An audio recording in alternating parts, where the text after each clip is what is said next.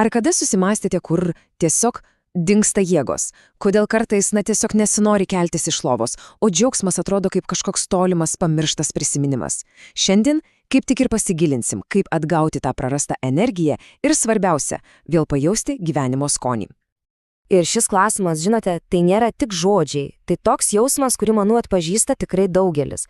Tai lik vidinis signalas, tokia raudona lamputė, kad visa sistema išsiderino ir tiesiog šaukėsi dėmesio. Taigi, jaučiatės išsekę? Dažniausiai priežastis yra stebėtinai paprasta. Tiesiog trūksta energijos. Ir kalbame ne vien apie fizinę jėgą. Kalbame apie tą vidinę, emocinę energiją. Tą variklį, kuris mus ir stumia į priekį. Pagalvokime apie tai šitaip. Mūsų vidinė harmonija yra tarsi srauni, gyva upė.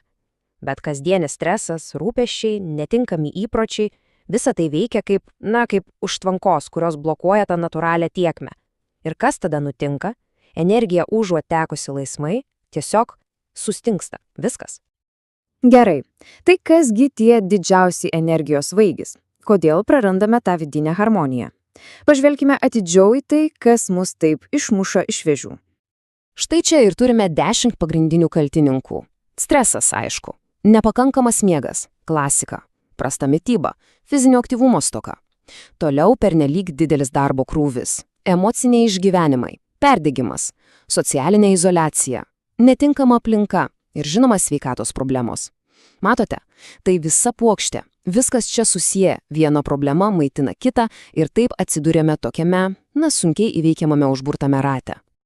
Ir štai pati esmė, paprasta, bet genialu.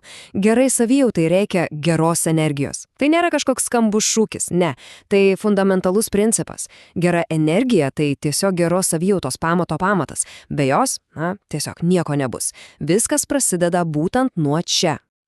Žinote, mūsų organizmas yra neįtikėtinai protingas. Jis turi savireguliacijos mechanizmą, nuolat bando pats grįžti į pusiausvyrą. Bet kartais to tiesiog nepakanka. Kartais žala būna per didelė, o vidinių išteklių, tiesiog nebelieka. Būtent tada ir prireikia pagalbos iš šalies. Gerai, tai koks tada veiksmų planas? Kaip tą mūsų energijos upę vėl paleisti tekėti? Štai čia ir prieiname prie labai aiškios ir logiškos 2 žingsnių sistemos. Taigi pirmiausia, eliminuojame trukdžius, o tada aktyvuojame energetiką. Logika čia, sakyčiau, geležinė, juk nepilsi vandens į kiaurą kibirą, tiesa? Todėl pirmiausia reikia užkimšti skeles, kitaip tariant pašalinti viską, kas vagia mūsų energiją. Ir tik tada, kai tas nuotėkis yra sustabdytas, galime efektyviai pildyti savo atsargas. Puiku, pereikime prie praktikos. Ką galima padaryti patiems? Kokie tie konkretūs veiksmai, kurių galima imtis čia ir dabar? O patarimų tikrai yra. Poilsis ir kokybiškas miegas be abejonės. Reguliarus fizinis aktyvumas būtinas. Subalansuota mityba taip pat. Kas dar? Reiki, joga, meditacija, puikūs įrankiai. Mėgstamas hobis ir laisvalaikis privaloma. Buvimas gamtoje, energetiniai pratimai ir žinoma, jei reikia, profesionalo pagalba. Matote, įrankių dėžė tikrai pilna. Svarbiausia yra išsirinkti ir naudoti tai, kas tinka ir veikia geriausiai konkrečiu atveju. Bet, o ką daryti, jei pagerėja nepilnai? Arba dar blogiau, visai negerėja. Išbandyta lyg ir viskas, o rezultatas arba labai menkas, arba trumpalaikis. Ką tai reiškia? Dažniausiai tai yra labai aiškus ženklas, kad problemos šaknys slypi kur kas giliau. Ir būtent tokiais atvejais prireikia profesionalaus požiūrio. Karmos meistro pagalba.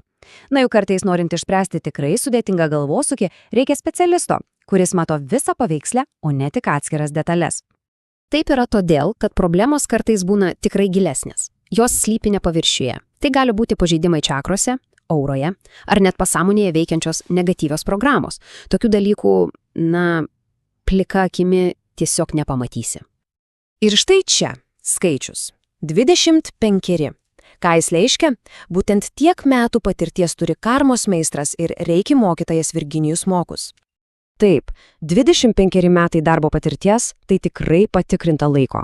Pagalvokime, tai 4 amžiaus praktinio darbo su žmonėmis. Tai ne šiaip sau skaičius, tai laiko patikrinti metodai ir svarbiausia – realus rezultatai tūkstančiams žmonių, kurie ieškojo ir rado pagalbą.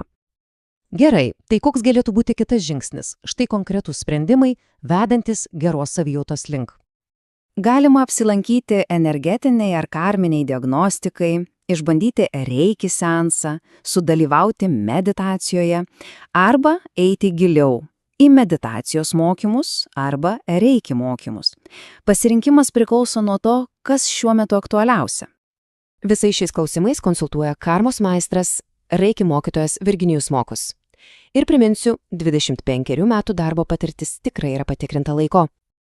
Svarbiausia yra nelaukti, kol situacija taps kritinė.